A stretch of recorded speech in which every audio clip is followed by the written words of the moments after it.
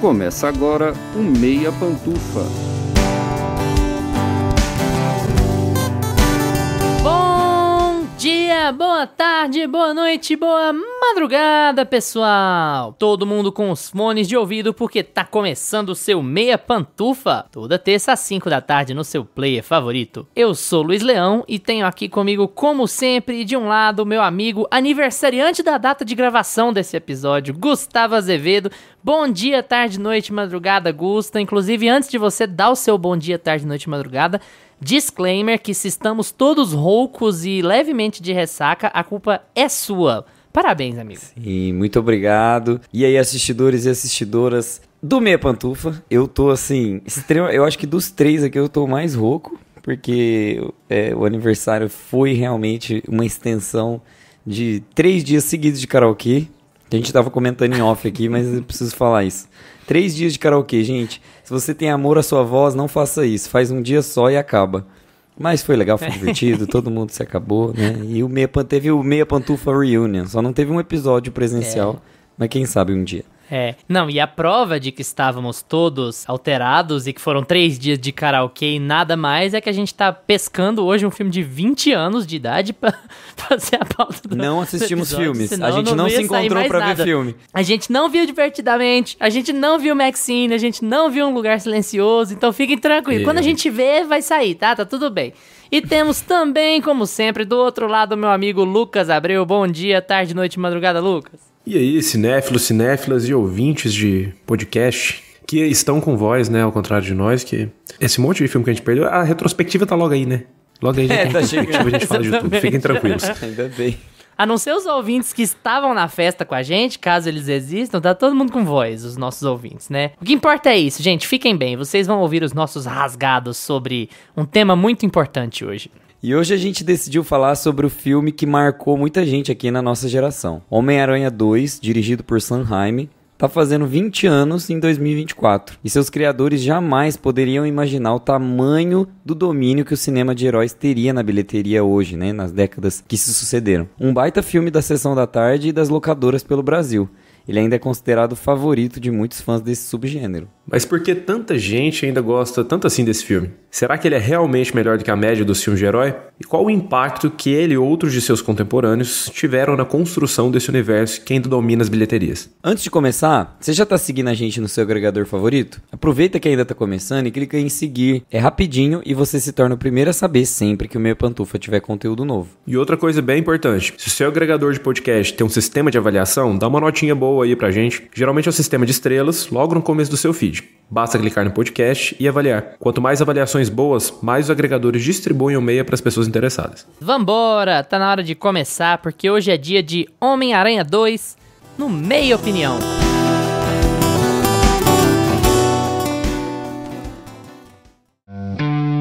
Meia Opinião.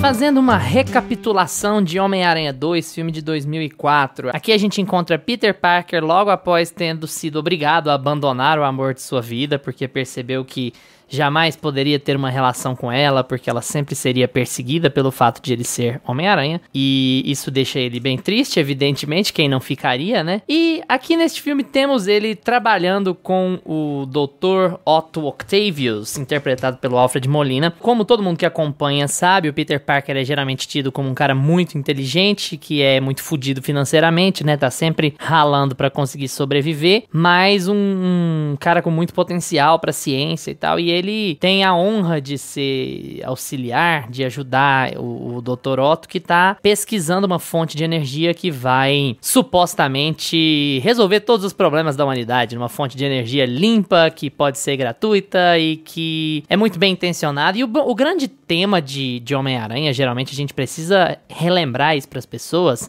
é assim: A ciência precisa de financiamento, gente. Todo mundo que fica doido, que vira vilão do Homem-Aranha, é um cientista, um pesquisador frustrado, que não tem grana pra investir na pesquisa. Então, invistam em pesquisa. Pode reparar que é sempre assim. Aqui a gente tem essa como a base da história. E temos que lembrar também que o Harry Osborn, filho do Norman Osborn, viu o pai ser assassinado pelo Homem-Aranha, né? Na verdade, o Homem-Aranha não assassinou o Duende Verde. O Duende Verde foi assassinado pelo próprio Planador, mas não é isso que o Harry acredita. E aqui a gente tem essa complicação de o Peter ser o melhor amigo do Harry e o Harry achar que o Homem-Aranha matou o pai dele. Então, parece um subplot, mas acaba sendo importante no andamento do filme. Aqui, evidentemente, a gente vai dar muitos spoilers sobre o filme. A gente tá fazendo um episódio celebratório, né?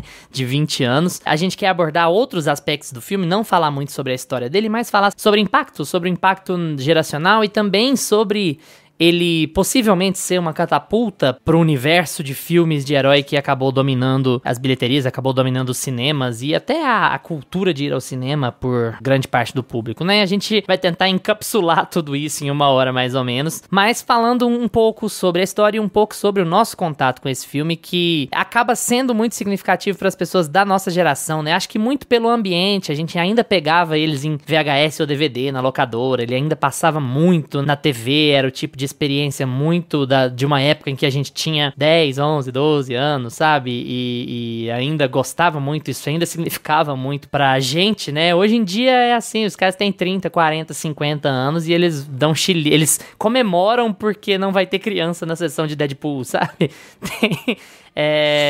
As coisas mudaram bastante com relação ao perfil do filme de super-herói. Também é um tópico que eu gostaria de abordar com vocês mais pra frente. Mas primeiro falando sobre esse contato, especialmente o contato inicial, começando com o Gusta. Aqui quem é ouvinte do podcast já sabe muito bem que o Gusta era uma criança mais do horror do que do super-herói. Mas esse filme é tão onipresente na nossa criação, né, Gusta? Pelo menos assim, da gente, da classe social e da idade, do grupo e até mesmo do gênero que a gente é. Ele acaba sendo muito onipresente no nosso crescimento, né? Eu queria saber de você, fala pros nossos espectadores qual é seu contato com esse filme, se foi nessa época de lançamento mesmo, se foi depois, e o que você acha dele, assim, de modo geral?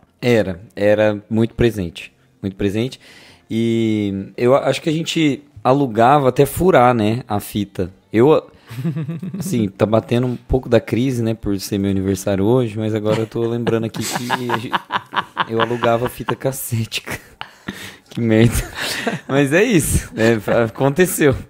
E aí a gente, eu lembro que era um filme que dava pra assistir em família, né? Porque eu gostava de muitos gêneros mais nichados, assim, e meus pais não gostavam muito de ver os filmes que eu assistia, o meu irmão também não. E Spider-Man eu lembro que era um filme que dava pra juntar todo mundo e assistir todo mundo. Como você mesmo disse, assim, não tinha muito limite de idade, né? Ele era muito family friendly. E uma coisa que eu acho muito legal em Spider-Man, tanto no primeiro quanto no segundo, o 3, depois talvez a gente entre ainda um pouco pra... Mas é porque esses dois primeiros filmes, eles têm uma temática muito bem estabelecida, conflitos muito bem estabelecidos e desenvolvimentos muito claros de personagem. Isso pra mim é muito legal, porque na época eu não percebia, mas é como se tivesse uma moral da história no filme, né? No primeiro e no segundo. Isso é muito legal pra filme de família, assim, né? Para um filme que se propõe a ser um filme mais diversificado enquanto público que vai assistir. E eu acho que o super-herói tinha um pouco essa pegada, né? Porque já era um tema, assim, já era... eu vou assistir esse filme de super-herói pra quê, né? Por que eu vou assistir um filme de super-herói? Parece que veio essa coisa assim, ele vai entrar na sua casa, esse filme vai entrar pra... Só não pode entrar igual o Duende Verde entra na casa da Tia May, mas... tem que entrar com um pouco mais de calma. Mas ele vai entrar na sua casa te conquistando por uma historinha gostosa, te conquistando por uma temática legal, né? Uma moral da história, mas no fim das contas, quando você olha pro todo, o filme é muito bem editado, a gente tem atores fazendo papéis incríveis, a gente tem elenco, nos dois filmes a gente tem os elencos muito bons, né? Falando propriamente aqui do segundo, uma continuação, uma maturidade do elenco, né? O Tobey Maguire entendeu o que é o personagem dele, essa coisa meio melancólica do Peter Parker, de ter uma vida dupla e de ser um cara frustrado, que não consegue ser ele mesmo, e aí em nenhuma das frentes ele consegue ser ele, né? E aí ele entra em crise, ele entra em parafuso e começa a cair dos prédios. Que é o desdobramento aí dos próximos É uma crise meio perigosa, né? Ele tem. Ele não pode... Exatamente. Até que no terceiro ele vira emo e aí ele realmente fica muito triste. Mas nesse segundo aí ele completa a experiência Millennial, né? Vocês não entenderam, esse é o arco. É todo um arco, gente. Revejam. Revejam com a ótica correta. Mas uma das coisas que eu acho incrível, assim, em Spider-Man, ressaltando, porque eu sei que vocês vão ressaltar muita coisa aí ainda, o Lucas é muito fã do filme, ele tem muita coisa pra falar, positiva. Mas uma das coisas que mais me agrada nesse filme é a edição dele. Eu acho que ele é um filme tão dinâmico, ele é um filme que não te deixa perder a atenção. Você não quer deixar de assistir o filme em nenhum momento. O que não acontece nos outros filmes do Homem-Aranha, né? Em todos esses que a gente conhece, até o do Tom Holland. Sempre tem algum momento desinteressante, alguma ceninha que não agrega, uma piadinha sem graça, alguma coisa que não... Spider-Man 2 é muito forte em edição e em captação de público. Eu acho incrível. Eu acho o melhor filme de todos, assim, dentro deles. Nesse sentido. Pode reparar que ele transita muito bem entre os personagens. Às vezes ele parece até pílulas, assim, micro episódios da vida do Peter Parker, sabe? E até que chega num ápice lá no final do filme pra tudo se resolver. Mas eu acho essa vantagem do Spider-Man 2 a melhor, assim. O ponto alto dele é a edição. E também uma obra muito bem dirigida pelo Sam Raimi, né? Que é um diretor... Talvez... O Sam Raimi tá no seu top 5, Lucas? Deve estar, né? Se você for puxar aí bem, você não. Deve... Não tá... Ai, que droga. Mas é isso, gente. Eu já explico. Acho o filme muito bem dirigido, muito bem editado, muito bem atuado. Ele é um marco para nossa geração. Ele tem esse quê assim de locadora, né? Lembra que locadora tem cheiro, né? Parece que vem até o cheiro do perfume da mulher que atendia você lá no balcão da locadora. Vem aquele cheiro de fita velha rebobinada. Então, cobrando comprovante de endereço. Comprovante de endereço, cobrando multa se você não rebobinasse a fita, né? R$5 a mais. E é isso, assim, tem gostinho de infância, gostinho de saudade. E é sempre bom rever, né? O Lucas que diga, já deve ter visto furou já lá a fita dele. Vou aproveitar o gancho e passar pro Lucas, então. E aí, Lucas? Fala um pouquinho, de modo geral, sua experiência, o que você acha, comentar o que o Gusto falou, fique à vontade. Só respondendo o Gusta sobre meu top 5 aí, o Sam Raimi, é curioso que o Sam Raimi não é um dos meus diretores favoritos, assim, que entraria no top 5 como a obra dele, né? Mas esse filme dele tá entre os meus filmes favoritos da vida, assim. Homem-Aranha 2 não é nem um dos meus filmes favoritos de herói, é um dos meus filmes favoritos, ponto. Eu tenho um carinho muito grande com esse filme. Vocês estavam falando da experiência de videolocadora, e quando ele passou aqui na minha cidade, tinha 10 anos de idade, né? E o único cinema que tinha aqui em Rio Verde era um cinema de rua, que ficava no centro, e eu morava na rua do cinema, uns quadros pra frente, então eu sempre passava lá na porta. Era assim, geralmente tinha um filme passando no cinema, que era um cinema de rua, tinha uma sala só, ou tinha 2 filmes no máximo e demorava às vezes chegar. Cara, Homem-Aranha, tanto 1 quanto 2, era, junto com Harry Potter, Senhor dos Anéis, era um evento. Parava, parecia que todo mundo da cidade ia pra lá, porque assim, a fila dobrava, fila quilométrica, assim, dobrava a esquina. Eles contratavam uns caras fantasiados pra ficar lá na fachada do cinema, lá em cima, lutando, Dr. Octopus de Homem-Aranha. Cara, decorava o cinema com o Ted Aranha. Foi aí que começou a ideia de Carreta Furacão. A ideia do Homem-Aranha 4, que foi cortado, porque o 3 não deu dinheiro, era o Fofão ser o próximo vilão do Homem-Aranha. Cara, então era uma coisa assim que... E era muito bom, cara. Parece que é outra vibe, né? Diferente da gente ir no cinema de shopping, assim. Você pegar aí nesse cinema de rua, tinha poucos horários e aquela fila, todo mundo da cidade. E não tinha aquela coisa de você marcar sua poltrona, você ia chegar cedo pra garantir ingresso. E o Homem-Aranha parava a cidade. Todas as sessões, assim, ficava 2 semanas, tudo lotado. Foi um dos filmes, tanto o primeiro quanto o segundo Homem-Aranha. Não, até peguei aqui, ó.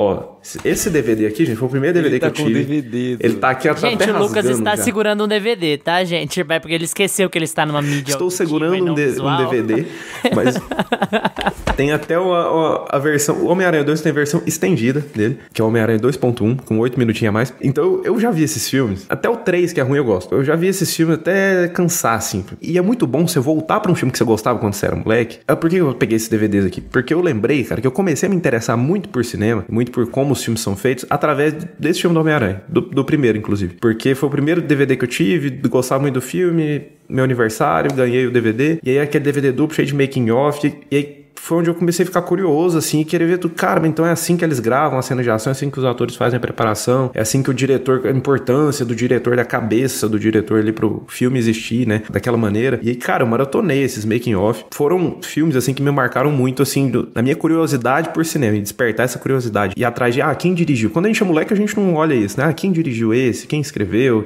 Foram esses filmes aí que me ajudaram a entrar, assim, nesse mundo. E é muito bom, cara, quando a gente pega um filme que a gente gostava quando era moleque, assim, tem essa memória afetiva, e a gente vê ele de novo depois de adulto, e a gente vê que ele era bom mesmo, que ele é bom de verdade. Você não fica aquela coisa, eu gostava porque eu era moleque, era bobo, assim. Não, você vê realmente, e você vê com outra cabeça, você identifica rara, outras, né, coisas no filme. Tipo assim, vai revisitar esse Ventura pra você ver, sabe? Cara, não, você fala, não, cara, tá errado. E esses filmes do Sanheim, cara, são muito isso pra mim. Homem-Aranha 2, especificamente, tá fazendo 20 anos agora, e tá bem pertinho, porque foi, acho que, final de junho que ele estreou. Teve alguns cinemas, acho que aqui no Brasil tiveram algumas sessões, algumas cidades, mas nos Estados Unidos tá bem forte, que eles estão reprisando o 1, o 2, e aí eu comecei a ver eles em casa também, rever eles, né, a milésima vez. E, cara, você vai identificando tantas coisas que lá no começo, assim, começo dos anos 2000, o Gustavo falou isso de ser um filme família, né, aquele filme que vai entrar na sua casa e agradar todo mundo. E lá no começo dos anos 2000, que é onde nem era febre filme de herói, o Sanheim entendeu isso muito bem, cara. E é muito louco que 20 anos depois, ninguém conseguiu superar. Ninguém conseguiu superar o Sanheim, ninguém aprendeu com o Sanheim. Nem o próprio Sanheim. Porque, cara... Você pega o que problemão nem o próprio, mas coitado, né? Tem uma puxada ali, né? É outro tópico, mas enfim, só pra falar um pequeno comentário. Top. E os filmes do Homem-Aranha era muito isso, cara, porque o Sanheim, ele consegue trazer, olha, eu vou fazer um filme... E ninguém gostava, não era legal o filme de herói nessa época. Não era uma coisa assim, tinha um filme do Batman ali, um Superman ali, mas não era uma coisa que um adulto de 40 anos falasse assim, filme de herói, não, vou levar meu filho pra ver, aquela coisa. E o Homem-Aranha parece que foi esse filme que as pessoas perderam a vergonha de assistir filme de herói e abraçou, porque o filme realmente ele tem uma boa história, ele traz uma abordagem, direto tem essas competições no Twitter, né, de qual que é o melhor filme de herói, qual que é o melhor filme não sei o quê, e sempre tem ali Homem-Aranha 2 e o Cavaleiro das Trevas. E todo mundo sabe que eu sou fã do Nolan, né, gosto muito de Cavaleiro das Trevas, mas cara, pra mim não bate Homem-Aranha 2, porque o Sanheim, ele entende o que é um filme de herói. E ele consegue, o Batman do Nolan, por exemplo, ele traz um realismo, profundidade no tom do filme, né? E na temática dos personagens, mas são personagens muito... Parece que é tudo muito automático, muito burocrático. Ele faz um thriller, né? De ação.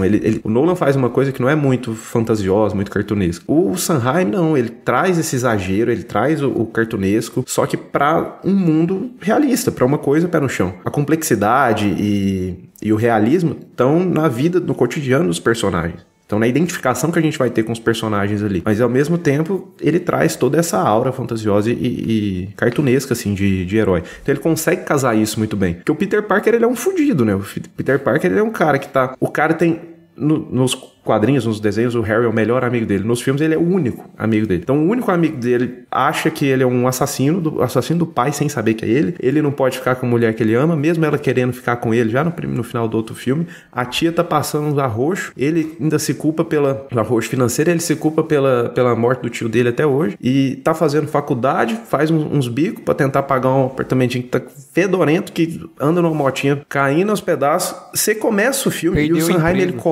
já começa perdendo emprego e ele tem que conciliar tudo isso. E o Sanheim consegue colocar todos esses problemas que ele tá passando na vida dele, toda essa melancolia, a gente consegue sentir aquilo, isso tem um peso narrativo, e ao mesmo tempo o filme é um filme otimista. O Gusta falou disso um pouco também, e é o tipo de filme que ele traz uma mensagem muito clara, assim. E o Sanheim consegue desenvolver muito bem esse personagem, e todos, desde o vilão até o próprio Peter Parker, os coadjuvantes, ele consegue desenvolver todos os problemas dos personagens e ligar tudo, é um melodrama, né? Porque no fim é um novelão muito bem feito, assim, porque tudo se conecta ali. O vilão tem relação com os problemas da vida do Peter Parker, todo mundo se conhece, tá todo muito ligado, muito conectado. E pra mim, cara, o maior trunfo, o Gustavo falou muito da edição, você tem uns takes nesse filme, cara, que ninguém nunca mais conseguiu replicar, assim, desse jeito.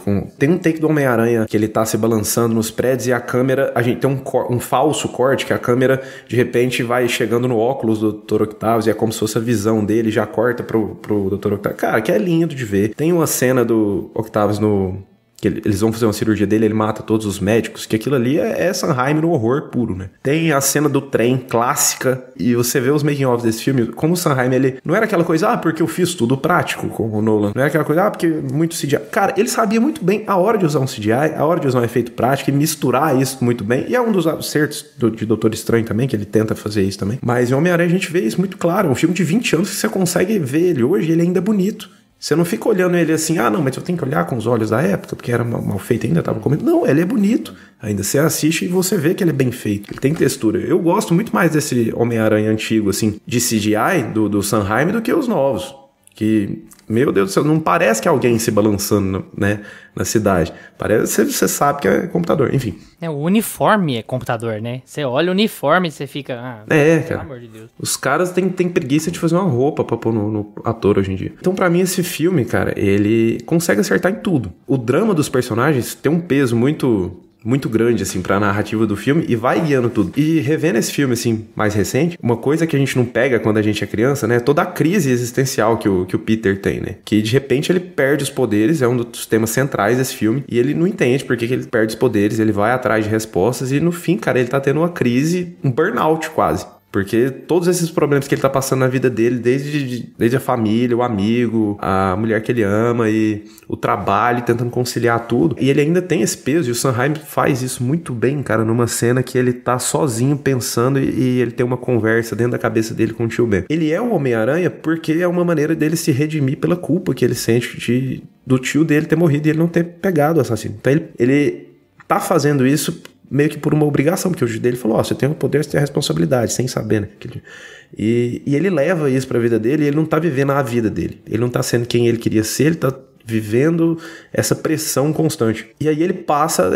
A partir do momento que ele decide não ser mais Homem-Aranha, ele acha que as coisas vão melhorar, mas não melhoram. E ele percebe que, na verdade, as coisas vão se resolvendo ao longo do filme quando ele entende que ele tem que se concentrar, assim, no que ele quer ser, e não no que os outros querem que ele seja. Tudo começa a funcionar, porque o filme termina com ele ainda tentando conciliar essa vida maluca. Continua com problema financeiro, continua com tudo, mas com algumas mudanças, né? O amigo dele agora sabe a verdade, apesar de não estar de boa com ele. Ele contou a verdade sobre o assassino do tio dele, que ele escondia da tia. Ele tira esse peso das costas dele. Ele se resolve com ele mesmo, de falar, olha, na cabeça dele, né? Tio, eu não vou viver mais aquilo que você quer que eu vivo, não vou ter mais esse peso comigo, eu já tentei ter, não tá dando certo. Ele consegue ficar com a Mary Jane e com ela sabendo a verdade sobre ele, então ele tira esse peso de ter que mentir pra todo mundo, de ter essa vida dupla, e ele consegue voltar a ser o Homem-Aranha a partir do momento que ele decide que ele tem que ser porque ele quer, porque ele não aguenta ver uma coisa acontecendo e saber que ele poderia ajudar e que as coisas ruins vão continuar acontecendo e aquilo seria culpa dele, né, se ele for conivente. E aí o filme dá uma volta de tipo assim, ele tem que ele tava sofrendo um estresse psicológico, assim, que a partir do momento que ele consegue se resolver dentro dele, e ele entende, não, eu preciso ser o Homem-Aranha porque eu quero ser, porque eu escolhi ser, não porque eu tenho essa obrigação. Aí tudo muda pra ele. Então, assim, pra mim, esse filme, ele consegue trabalhar muito bem, assim, o drama da vida do Peter Parker, trazer uma identificação, assim, muito grande. Ele é lindo visualmente, ele é muito bem editado, ele tem cenas icônicas, e pra mim, ele faz uma jornada do herói, ele tem muita coisa parecida com o primeiro filme, inclusive. O Sanheim, ele faz essa brincadeira de ir recriando alguns momentos do primeiro filme, em outros contextos, né? Então tem uma cena dele tentando salvar o moleque no incêndio, tem a relação com o vilão. Ele monta uma estrutura, assim, de jornada do herói que funciona até mesmo com o vilão do filme. A estrutura de jornada do herói do Peter Parker é muito bem construidinha, assim, mas até mesmo com o vilão ele usa um pouco da jornada do herói pra, no fim do filme, ele se redimir também e tudo mais. E é isso, cara. Resumindo, né? Tipo assim, um apaixonado por Será Spider-Man. Será que o Lucas gosta desse filme? Não, eu tô assim, perplexo. Eu amo esse filme. Porque assim, a gente vai ter que falar uma vez por mês de Sanheim, porque o Lucas, assim, ele foi uma oração. Ele orou por Sanheim. Ele falou mais nesse episódio do que ele falou no último mês, assim, velho. Voltando da viagem. Achei maravilhoso, Lucas. Não, agora a gente vai ter que pôr um Sanheim por vez aqui agora, por mês.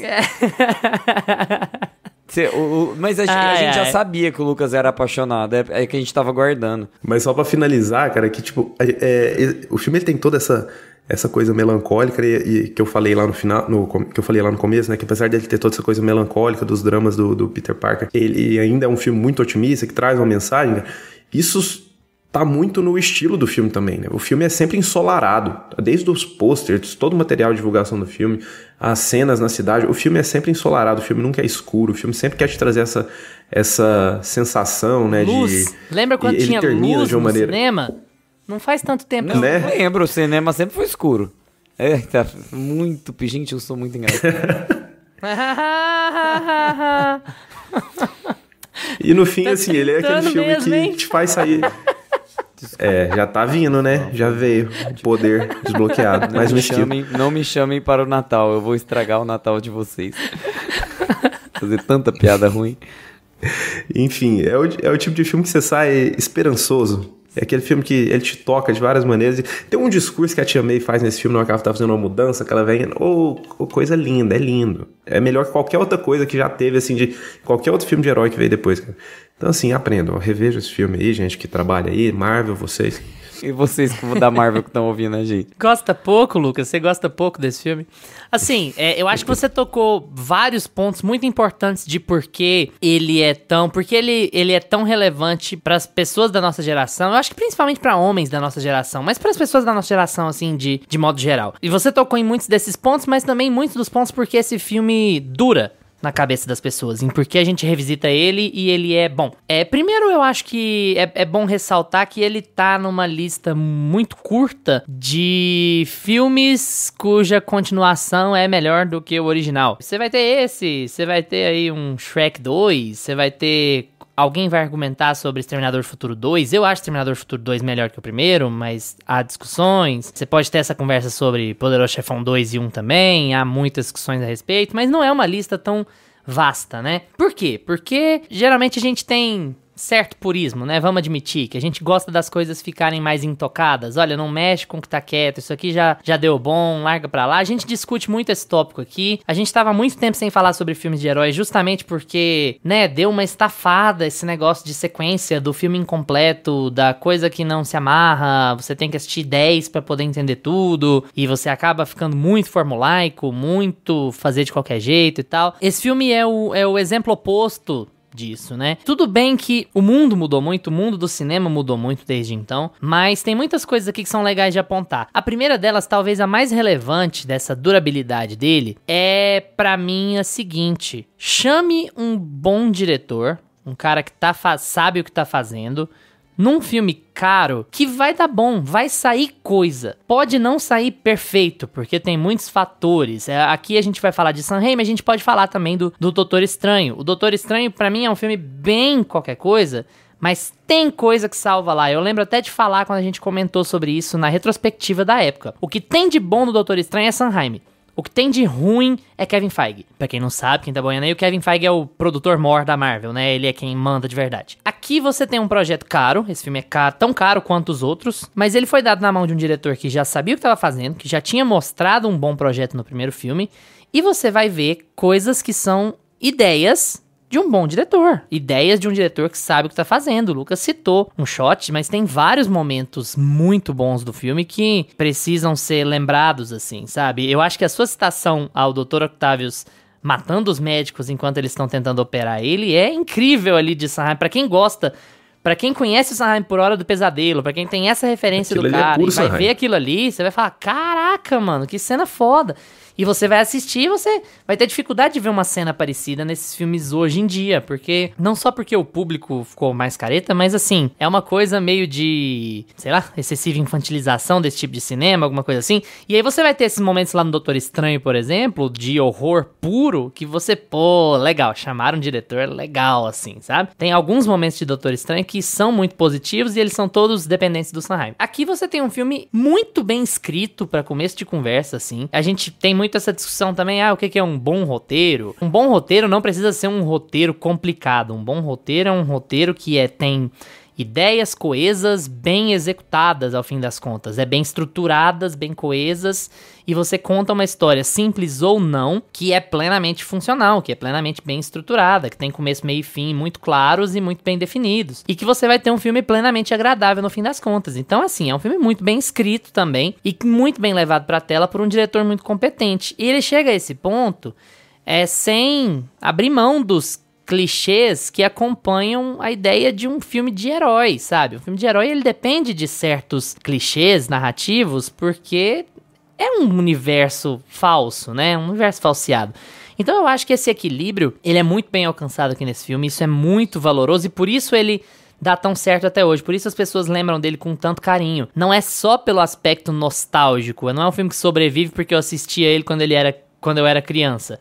Ele é realmente um bom filme de ação, ele é realmente um filme muito bom de ação, sabe? Você consegue assistir ele e acompanhar tudo, empatizar com aquele cara e tá envolvido pela história. Não só empatizar pelo cara, empatizar por todo mundo, né? Porque o professor é um obcecado, sabe? Um obcecado em fazer o bem também. Então, a história do vilão tem um paralelo muito bom com a história que o Peter tá vivendo aqui, que é o paralelo do, olha, eu quero fazer o bem, mas qual a minha motivação e qual o meu nível de obsessão por isso? Se a minha motivação é justa, é honrosa, isso é suficiente para que eu atropele tudo e todos pelo caminho? Ou isso é suficiente para que eu me sacrifique? Ou para que eu ponha outras pessoas em risco? Então você tem um paralelo muito grande entre o Otto e o Peter, que é uma coisa que falta no primeiro. Não porque o Sanheim faz um trabalho incompetente no primeiro, mas porque é mais difícil você empatizar com o bilionário, né? Aqui você tá empatizando com um cara que tá fazendo uma coisa bem intencionada, né? No primeiro ele já é malvadão desde sempre, né? Então aqui você tá com um bom objetivo, você consegue empatizar com o cara até o ponto de você não precisar empatizar com ele, aqui falando do vilão, né? E o Peter nem se fala, eu queria até falar uma coisa, eu já disse isso aqui no podcast antes, eu tenho certeza, mas vai lembrar qual é o episódio. Tem uma pesquisa, eu não vou lembrar quem fez agora, eu vou até procurar isso de novo depois, mas tem uma pesquisa sobre qual o herói mais popular em vários países. E o Homem-Aranha ganhou de lavada no Brasil. E aí começaram a teorizar sobre o porquê disso, né? Você tem o sucesso dos filmes e tal, mas eu acho que você tem a lógica de o sucesso dos filmes fez o cara popular, ou o cara é popular e por isso os filmes fizeram sucesso, né? E a maior corrente, a maior teoria sobre isso é que o fato de que o Homem-Aranha representa muito bem como o brasileiro se imagina. Sabe? Como um fudido financeiramente que é bem intencionado e que consegue superar os obstáculos apesar de tudo e conseguir fazer tudo que ele precisa fazer. Então, assim, essa imagética do que é o povo brasileiro, ela tá muito representada em como esse Homem-Aranha se estrutura, sabe? É um cara que passa apuro financeiro pra caralho, que ele se mata, que ele tem 2, 3 trabalhos e ele estuda e ele pega condução e ele tem problemas amorosos e ele tem problemas de relacionamento com os amigos e o chefe dele é sempre um merda e ainda assim ele consegue ser um cara do bem, um cara que ajuda os outros, um cara solícito, um cara legal, sabe? Ele consegue lidar com tudo, pôr tudo isso na balança ao mesmo tempo. E eu acho, não sou eu que tô dizendo isso eu li na internet, mas eu acho que é uma excelente explicação de por que esses filmes funcionam tão bem pra nós, funcionam tão bem aqui na nossa cabeça. Ele casa muito, apesar de ser muito americanizado, você tem a cor que o Homem-Aranha usa, né? Você tem muito a imagética da bandeirinha dos Estados Unidos, aquela figura do heróizão e tal, não sei o quê. Nossa, o Sanheim filma ele sempre, né, com a bandeira dos Estados Unidos atrás. Então, mas esse conceito de personalidade, eu acho que ele faz com que esse personagem tenha muito sucesso aqui entre nós, público brasileiro, que era criança na época, sabe? Você tem essa associação do superpoder, mesmo que você tenha que passar por adversidades, né? Tudo bem que é uma argumentação genérica, porque todo mundo pode dizer que passa por adversidades, mas eu acho que é uma boa teoria pra estabelecer aqui. Então eu acho que são muitos fatores que fazem com que esse filme seja bem sucedido, bem quisto pelas pessoas, né? Especialmente pelas pessoas que cresceram com ele, como a gente cresceu. Então, eu acho que é até difícil abordar mais coisas, porque o Lucas foi tão bem nos comentários dele sobre o porquê o filme é tão legal, que falta meio beira, assim, pra gente falar outras coisas. Parece eu acho até que que ele assistiu você arrasou no 20 seu vezes. resumo, assim, sabe? E eu acho, mas eu queria muito reforçar isso e até passar pra vocês de novo o assunto sobre os porquês de os Homem-Aranha do Tom Holland, apesar de alguns deles serem filmes bem agradáveis, assim, não parecerem tão bons quanto esse. Eles não parecerem bons filmes, no geral, sabe? Eu tenho essa sensação, mesmo que eu tenha uma experiência legal, aceitável, boa no cinema, de não ter essa experiência de ver um filme bom com nenhum dos três. Que eu ainda tenho um carinho legal, assim, pelos do Andrew Garfield, sabe? Mas esses do Tom Holland é um pouco diferente. E eu queria ver com vocês, eu não queria dar uma resposta, até porque eu não queria nem dar uma perspectiva, porque não quero conduzir o argumento de vocês de forma nenhuma, mas do porquê. É porque a gente tá mais velho? É porque caiu de qualidade mesmo? É um pouco dos dois? É porque a gente tá cansado? Qual a impressão que vocês têm de por que a gente compara esse filme de 20 anos de idade e compara um filme tão caro quanto, alguns até mais caros do que aquele, e você não tem a mesma impressão enquanto um espectador analítico, um espectador como a gente tenta ser aqui no podcast, de tentar avaliar o filme por vários aspectos e não só pela experiência de 2 horas dele. O que você acha, Gusta? Então, eu acho que a experiência de filmes de super-herói, ela transbordou, né? Ela foi pro pós. Ela entrou na discussão sabe, essa coisa da pós-modernidade, do pós-filme de herói. A gente tá nessa época, porque a gente tava num estágio, assim, a gente não tinha muito material, né, pra discutir. O copo tava vazio. Então a gente entrou com o Spider-Man 1, e a gente gosta muito. O Lucas fala muito sobre Cavaleiro das Trevas, né? Que chega com Batman Begins, que já é um ótimo filme. Depois Cavaleiro das Trevas ressurge.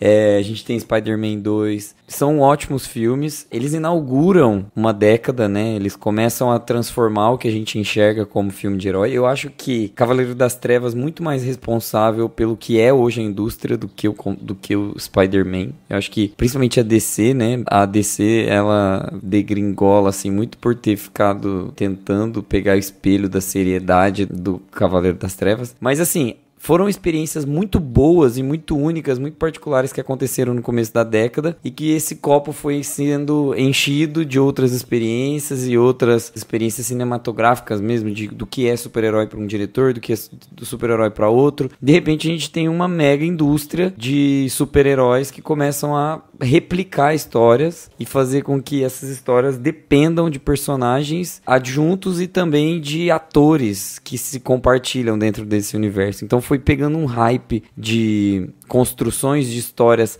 passadas, referências passadas, esse copo foi enchendo, essa indústria foi saturando, as coisas foram virando um enchimento por enchimento e as histórias não andavam por si só, elas precisavam umas das outras, que no fim das contas virou uma coisa só, as coisas não tinham mais personalidade.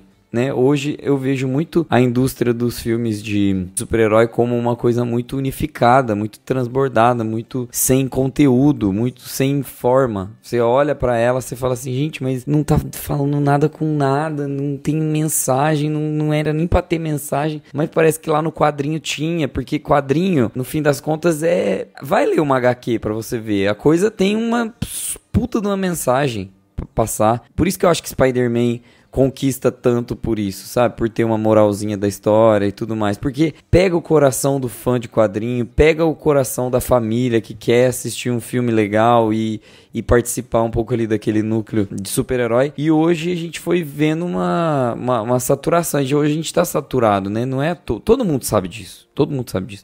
Tanto é que, por exemplo, a gente tem obras como The Boys que tentam satirizar toda essa questão, que tentam falar sobre isso, conversar sobre...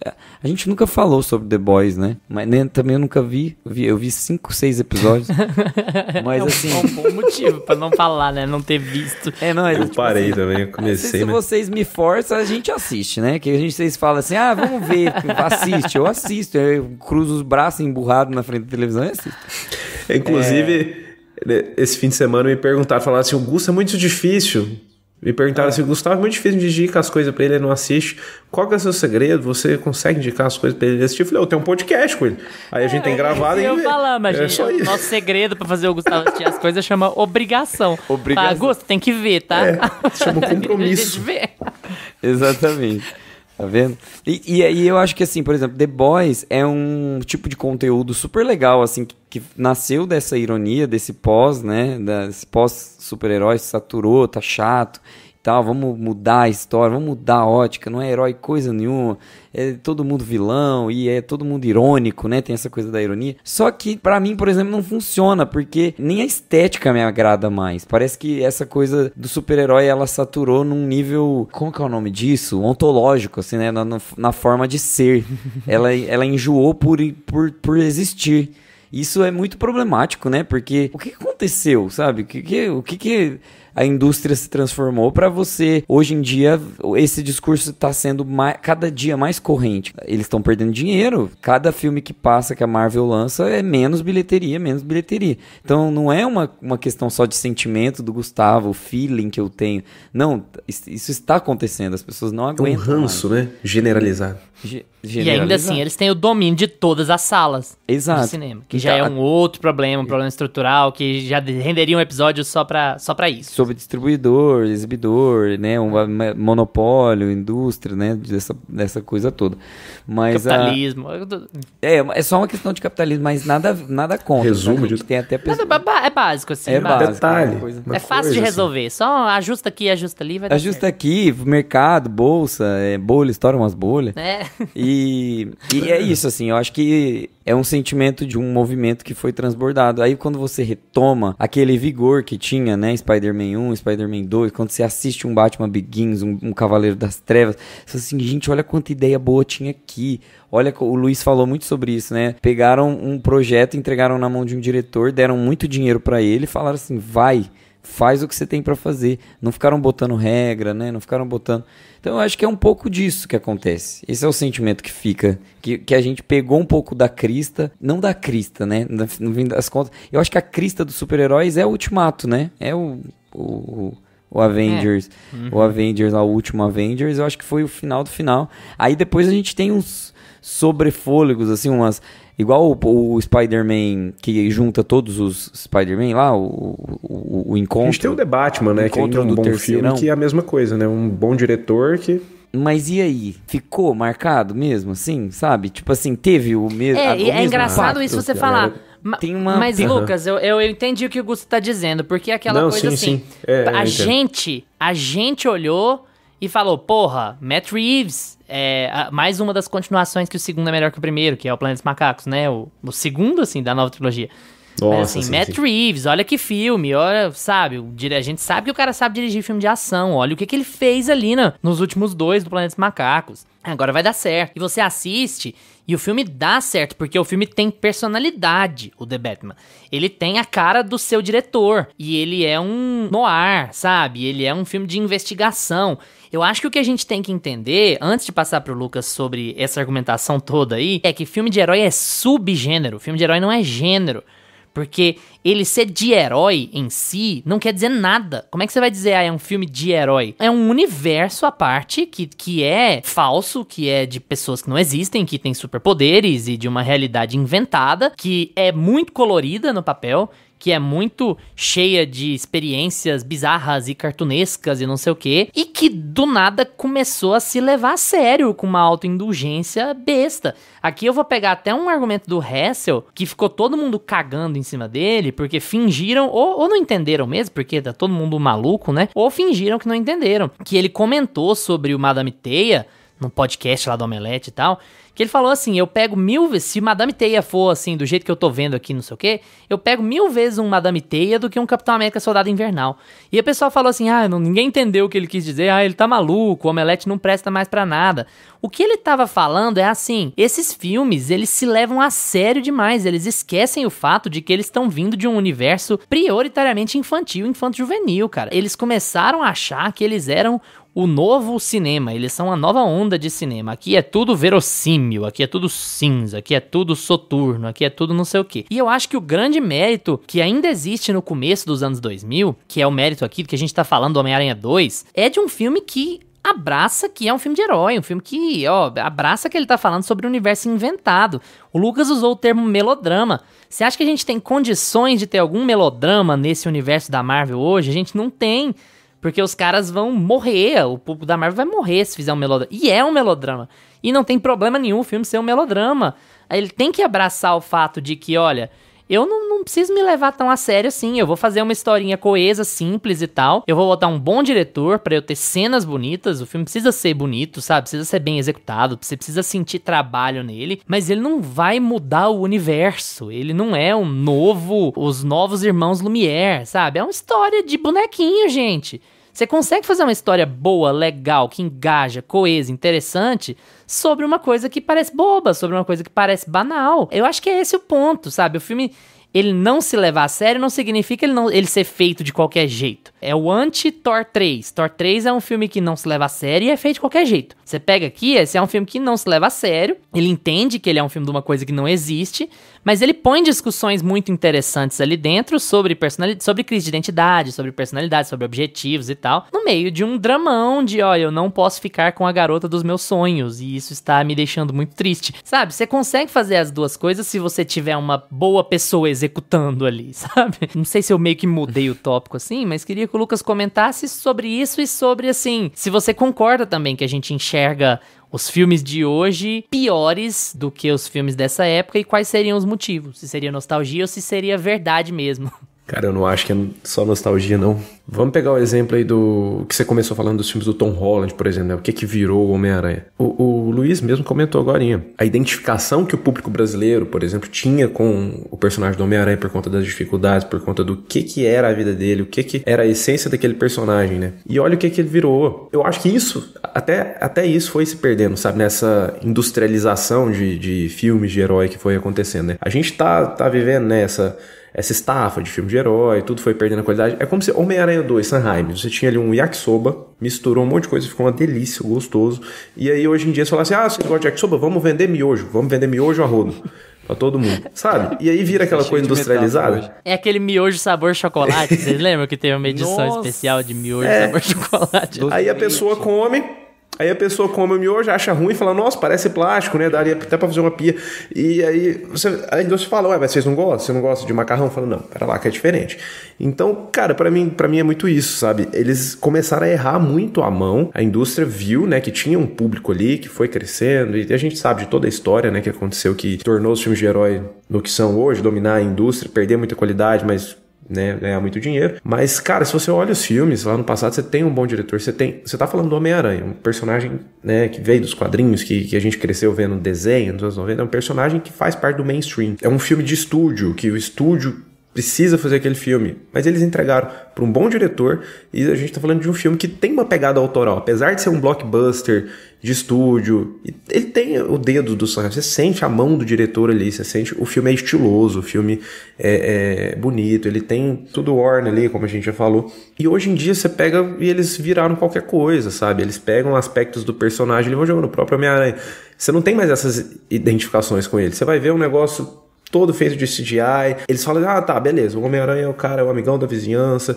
eles colocam pra ser um moleque ali tocando Ramones no fundo, e o moleque acaba sendo mais desastrado e engraçado do que tudo, e aquilo não tem peso. Você pega esses filmes do Sanheim, e ele consegue equilibrar o humor, o drama e a ação, tudo ali, ele consegue deixar o filme com cara de herói, mas a trilha sonora tem um peso. Você lembra da trilha sonora dos Homens-Aranha do Sanheim até hoje? Ela é dá um tom épico pro filme. Quando ele tem que ter uma cena de luta, a cena de luta ela acontece porque ela é importante. Ele incorpora aquilo ali no filme. Ele fala, beleza, um filme de herói tem que ter uma cena de luta, mas como ele chega lá, sabe? O filme Homem-Aranha 2, ele tem esse tom épico de grandiosidade, desde a trilha sonora até como as cenas são construídas. E hoje em dia a gente não vê mais isso. A trilha sonora é qualquer coisa, as cenas de ação não tem um capricho, assim, não tem um... Você não sente que tem um diretor de verdade, alguém colocando a mão naquilo ali e falando, não, eu vou fazer uma coisa boa. Não, vamos soltar, porque a gente tem o direito do Homem-Aranha. Eu acho que é ainda pior do que isso, Lucas, porque a gente tem uma outra coisa que o Kevin Feige fez, que aí é uma filha da putagem que eu acho mesmo assim. Depois que ele tem um Vingadores Ultimato, que ele acha que ele tá arrebentando e tal, mas na verdade ele não tem orientação pra como ele vai seguir dali pra frente, porque tudo deveria ter acabado ali, né? Tudo tava caminhando pra acabar ali por 10 anos. O que ele faz? Ele começa, a partir daí, depois de deixar tudo construído, a querer fingir que ele vai dar voz pra diretores.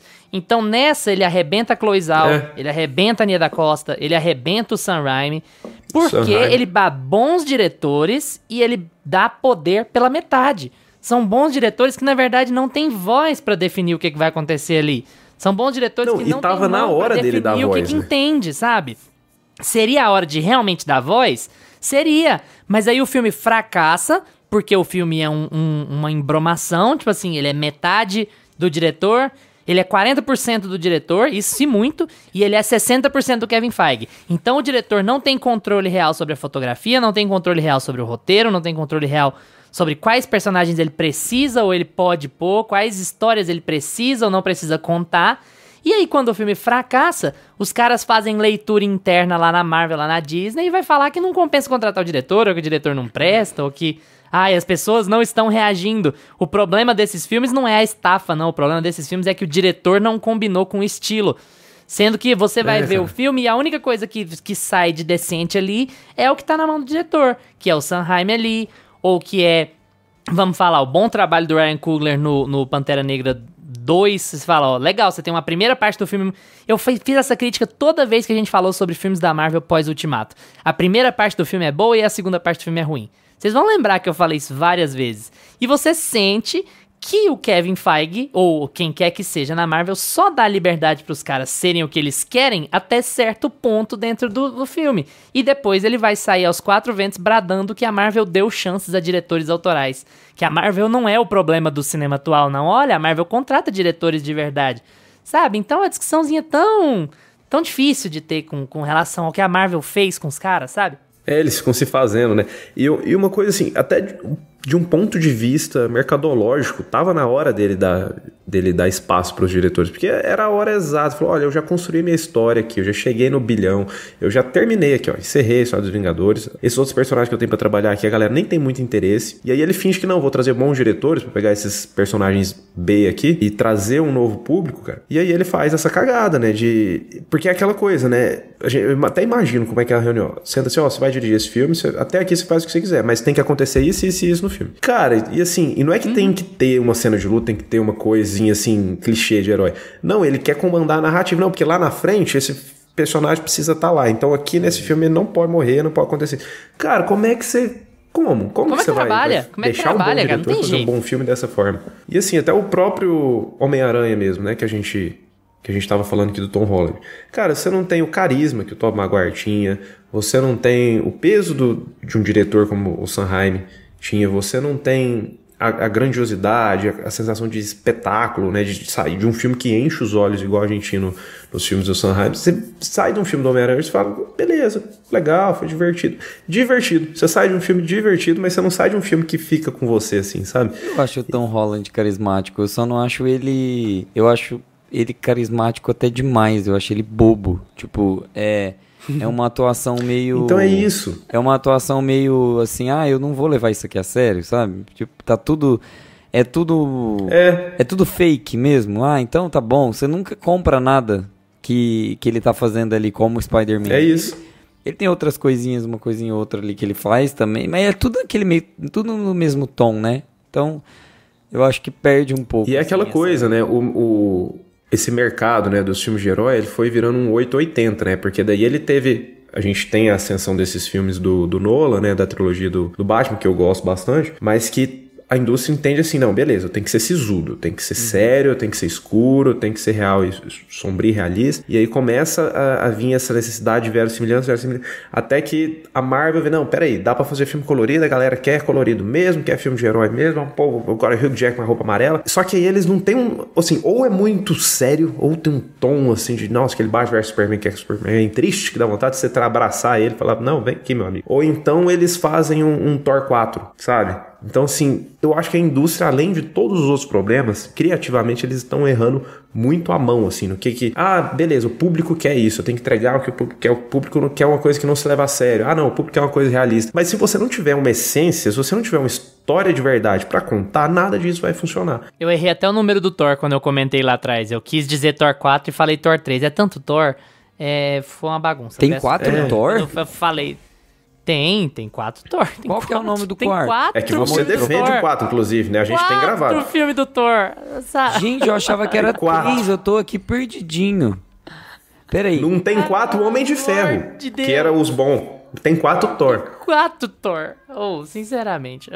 Não. Mas, vamos falar uma coisa aqui. Vamos falar uma coisa aqui. Eu tô puxando aqui os últimos filmes da Marvel. Vamos falar de Marvel, né? Que a DC, coitada, só se afunda. Mas, assim, a gente tem... A partir de Black Widow, eu acho que o Avengers Endgame ele é de 2019. Eu acho que ali foi passou a régua. Aí depois a gente tem Homem-Aranha Longe de Casa. A gente tem Viúva Negra, a gente tem Shang-Chi, a gente tem Eternos. Gente, Eternos é muito ruim. Spider-Man, de novo, No Way Home, Sem Volta Pra Casa. Doutor Estranho no Multiverso da Loucura. Thor, Amor e Trovão, que é o 4, que eu tô descobrindo agora que é o 4. Não, eu já sabia, eu esqueci. Black Panther, a Pantera Negra 2, que inclusive também, né, passou longe do primeiro. Depois Homem-Formiga, depois Guardiões da Galáxia 3. Aí daqui pra frente é só pra trás, que é as Marvels. E a gente vai ter o Deadpool e o Wolverine agora, né, a gente vai ter essa experiência, né, vamos ter. Dessa lista que você falou aí, pra mim a única coisa que salva... Sobre o Homem-Aranha Longe de Casa, eu já fiz minha retratação aqui, né? Que ele funciona como evento, né? E ponto. Ele é filme-evento. Show da Taylor Swift. É, filme-evento. Então foi muito legal no cinema. Não dá pra pôr em casa. Daí salva só o Guardiões da Galáxia 3, né? Que ainda tem a mão pesada do James Gunn. Mas aí eu discordo de você. Eu acho assim, todos esses filmes, salvo Homem-Formiga, eles têm alguma coisa. Sabe, você vai ver e tem alguma coisa. Você vê o Doutor Estranho, tem algumas coisas no Doutor Estranho que são muito boas. Algumas coisas no Doutor Estranho de Sanheim. Você tem Guardiões da Galáxia 3, ele é um filme divertido do começo ao fim, tem algumas coisas muito boas. Tem outras que, assim, beleza, Kevin Feige, a própria moral do Guardiões da Galáxia 3 é um saco. As Marvels é um filme completamente fatiado, sabe? Botaram a diretora foi lá achando que ela ia conseguir mandar alguma coisa, e aí ficou aquilo lá. Aí, quando ela viu que não ia mandar nada, faz aí de qualquer jeito, vambora, faz do jeito que vocês quiserem, então nem aí, eu tô fora. E aí você tem Eternos, que a Chloe Zhao é uma autora. É a autora certa pra estar aqui nesse universo, sabe? Nossa. Então assim, ela vai dar um tom radicalmente diferente, tendo ainda que casar com um determinado jeito de fazer filme, sabe? Então uma coisa que ela nunca vai funcionar 100%, eu não acho que esses filmes são todos imprestáveis, eu acho que todos eles têm alguma coisa ali que foi fatiada criativamente falando, sabe? E ali eu acho que quando essa indústria não era tão dependente de si mesma, dependente do bom sucesso, dependente de fazer sucesso, dependente de bombar, de fazer bilhão, as coisas eram mais fáceis pro diretor. É óbvio que a Sony queria dinheiro com Homem-Aranha 2, isso é evidente. Esses caras não estão na indústria por caridade. É lógico que eles precisavam de um bom retorno, mas não era uma questão de vida ou morte como é hoje pra Marvel. É assim, nós vamos dar o dinheiro pro cara, é uma continuação, o primeiro já foi bem sucedido, a gente sabe que o cara mandou bem no primeiro filme, ele vai mandar bem no segundo, mantivemos o elenco, a gente já sabe criar expectativa, o marketing vai ser legal, tem tudo pra dar certo. E dava, até que às vezes podia não dar também, não é porque o diretor é bom que o filme tem que ser bom. Você pega o Homem-Aranha 3, que é o seguinte, é o mesmo diretor, é o mesmo editor, é o mesmo elenco, e é um filme... mequetrefe, assim, né? Nada é garantia de sucesso, mas quando a pressão não era uma pressão de vida ou morte, era mais fácil fazer um filme minimamente decente, sabe? Então tem outros fatores também, tem a descrença com o filme de herói, tem a descrença com a indústria, tem a descrença com a fotografia, os filmes eram muito mais bonitos 15, 20 anos atrás que eles são hoje, assim, de modo geral, sabe? Eu acho que tem muita coisa a ser debatida nos porquês dessas coisas estão acontecendo. Gusta, você ia fazer um argumento depois de listar os filmes? Eu acho que a gente super te cortou. Não, eu ia só listar os filmes pra gente comentar o quão ruim eles são. Pra mim, assim, o pior disparado é os Eternos, gente. Eu não aguento olhar pra cara desse filme. Nossa, triste, não é? Eu tenho assim, eu não cheguei nem a ver todos. Eu tenho dó da Chloe Zhao, eu tenho dó que ela entrou nesse projeto. Eu acho esse filme extremamente intragável, eu acho ele lento, eu acho ele chato, eu acho ele fora de tom. Ele não se encontra, ninguém se encontra, as atuações péssimas. A Angelina Jolie perdidíssima nesse filme, assim, umas participações... A Marvel começou a fazer isso também, né? Umas participações especiais, assim, que não trazer grandes nomes. Gente, por que escalaram a Angelina Jolie pra esse filme, sabe? Não, tem o Harry Styles na cena pós-crédito. Soltaram ele lá, nunca mais ele apareceu. Esse filme, pra mim, eu não gosto dele. Eu acho ele, assim, de longe... Fico com o Thor, Amor e Trovão abraçadinho. Cara, e é triste, porque foi a estafa desse filme de heróis veio muito por conta do volume, né, que foi crescendo.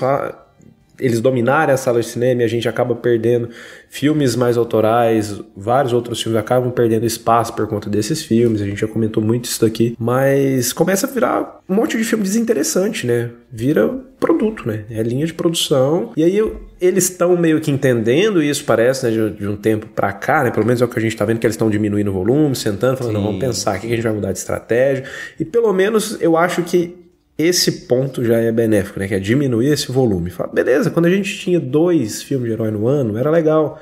Porque é um subgênero. O Luiz falou isso aqui. É um subgênero. Então você vai ali 1 vez, 2 vezes no ano ver um filme de herói, você vai achar legal, mas você vê toda hora, todo mês que você for no cinema com sua família, vai ter um filme de herói lá passando, e aí você vai ver e tá sempre sendo tudo a mesma coisa, tudo igual, você nem tá... Não te desperta nada aquele filme, sabe? E vamos combinar, não só a Marvel, a indústria do cinema tá perdidinha, sabe? Os caras estão botando filme no cinema pra ficar no cinema por 2 semanas. 2 semanas, gente. O que é isso? Cara, furiosa aconteceu isso. E lançando em VOD. Tipo assim, o filme fica em 2 semanas em cartaz e ele entra no On Demand, né, pra você comprar, alugar pelo streaming, né? Com 1 mês. Cara, e depois os caras falam, ninguém vai no cinema. São raríssimos os filmes que vão fazer dinheiro suficiente com 2 semanas de exibição, gente. Isso não existe, isso nunca existiu. Todo filme tem que ser Top Gun agora, tem que ficar no cinema né? mais tempo. Porra, sabe? É uma leitura muito cega. A indústria tá se matando com relação às salas de cinema, sabe? E não é só a Marvel. Antes fosse só a Marvel, era mais fácil de resolver. A indústria toda tá fazendo isso. Capitalismo, né? Resumindo, né? Mas capitalismo burro, essa é a questão. Não era capitalismo antes, quando dava certo? Era. Mas a indústria não sabe o que fazer pra lidar com o cinema. E aí vão no quê? Vão nas coisas que eles vão dar mais garantia de bilheteria até esgotar. Pensa comigo, o mundo precisa de um Meu Malvado Favorito 4. O mundo realmente precisa de um Shrek 5, sabe? É aquela coisa assim, e eu adoro o Shrek 1, 2 e gosto até do 3. Você tirou tudo do mesmo buraco. A DreamWorks e a Illumination, assim, estão arrepiando agora. Não vamos longe não, a gente não precisava nem de Toy Story 4. Shrek tem 4 filmes e tem 3 filmes bons. Eu tô falando assim, de uma franquia muito bem sucedida, sabe? Ainda tem o Gato de Botas 2, que é um filme muito bem sucedido. O Gato de Botas 1 todo mundo esqueceu que existia, mas tem o Gato de Botas 2, que é um filme muito bem sucedido também. Então você pega aí uma franquia de 6 filmes, tem 4 filmes bons, ó. Legal.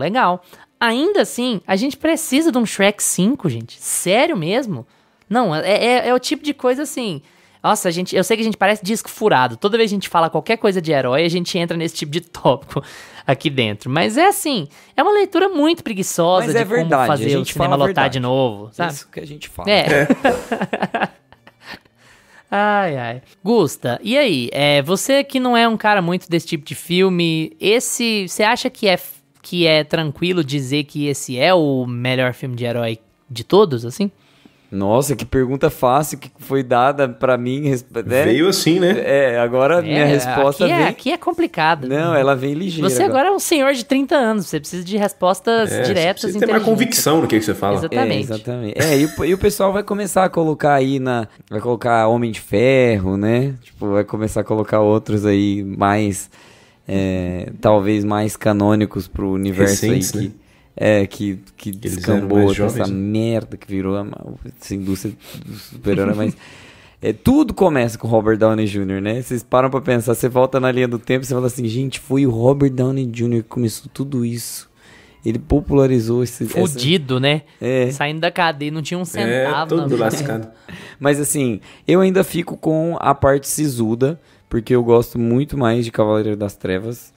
Então eu vou ficar com o meu Christopher Nolan e vou falar que a trilogia Cavaleiro das Trevas é melhor. Eu prefiro, eu acho que, como o Lucas falou, ele tá mais no universo do thriller, da ação, né, dessa coisa do noir, muito mais dentro do universo cinematográfico que eu gosto, que eu fico tateando muito mais pra esse lado do que pro lado do super-herói. Eu acho que teve uma época, assim, ali no final dos meus 17, 18, até uns 20 anos, que eu consumia muito, que foi quando saiu Vingadores, começava a sair esses filmes assim, Thor, eu assisti muito, mas faz muito tempo que eu não acompanho, assim, sabe, com tanta ânsia, com tanta vontade.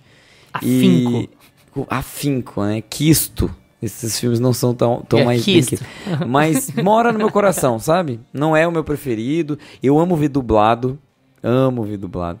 Homem-Aranha 2, Homem-Aranha 1, já bate diferente, Vi muito. E eu acho que fica guardadinho no peito, né? Assim, não é o meu preferido. Eu nem sou tão fã, assim, do Tobey Maguire, né? Dos trabalhos dele. Mas ficou pra história, a gente tem que respeitar. O único filme que você gosta do Tobey Maguire é Babilônia? Nossa, e ele tá bom em Babilônia, né? Como ele faz um traficante. Ele volta, ele traz. Ele traz. entrega, é muito bom. Toma, na sua cara. Tá bom. Então é isso, gente. Assim, não achem assim, ruim por eu não ter falado que é o melhor, mas saibam que ele está guardadinho no meu coração, tá? Lucas, preciso te perguntar?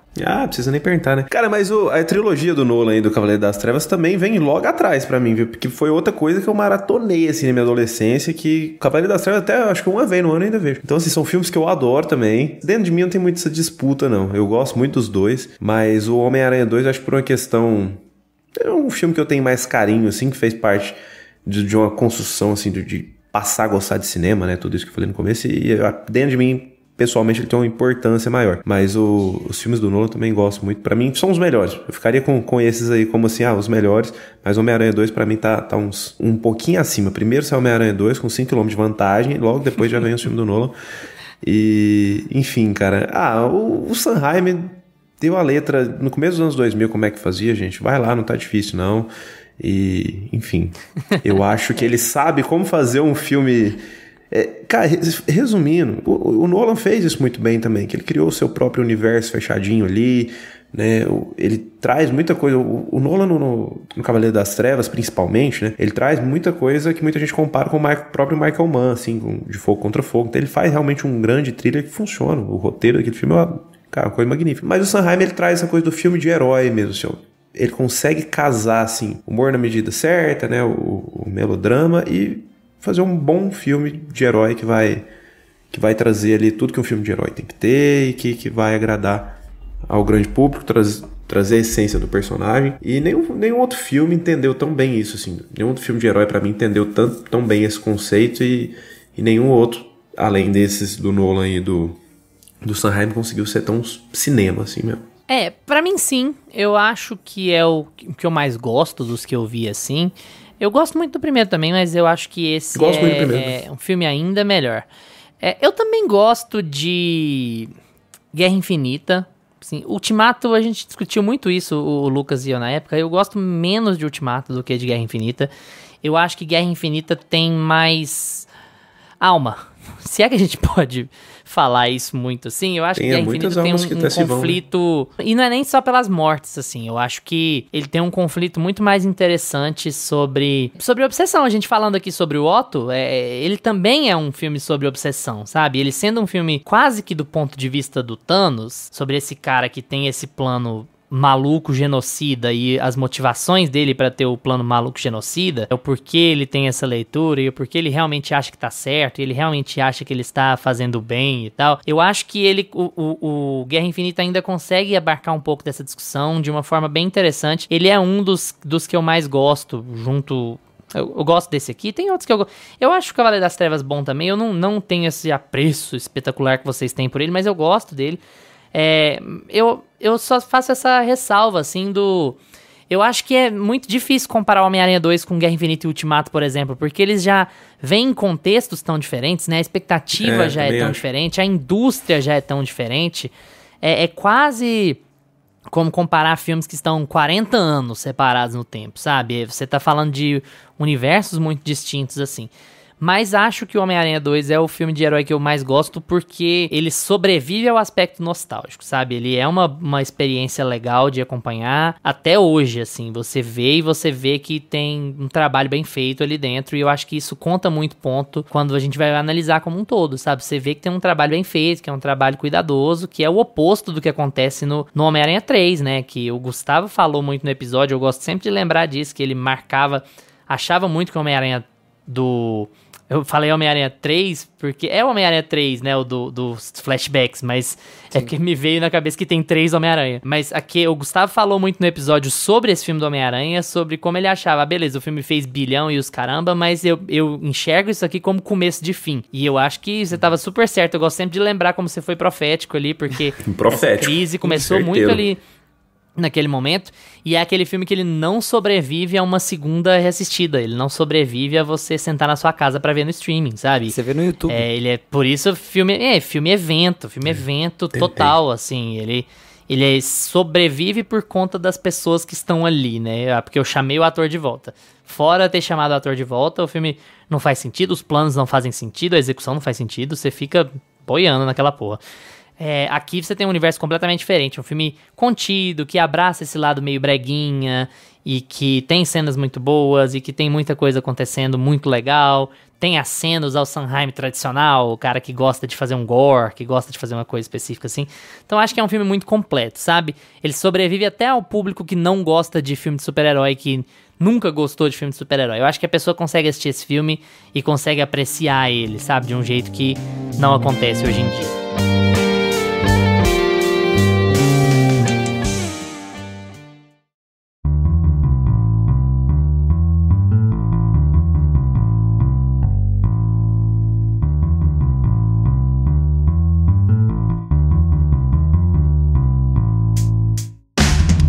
E agora é com vocês. Gostam de Homem-Aranha 2? É o filme de herói favorito de vocês também? Ou não gostam muito? Vamos estender essa conversa no Instagram ou no Twitter, @meiapantufa, que a gente responde tudo que aparece por lá. Valeu pela atenção de vocês. Tchau, Gusta. Tchau. Tchau, Lucas. Tchau, galera. Lembre-se de seguir a gente no seu agregador de podcasts preferido, seja ele Spotify, Apple for Podcasts, Deezer, Amazon Music.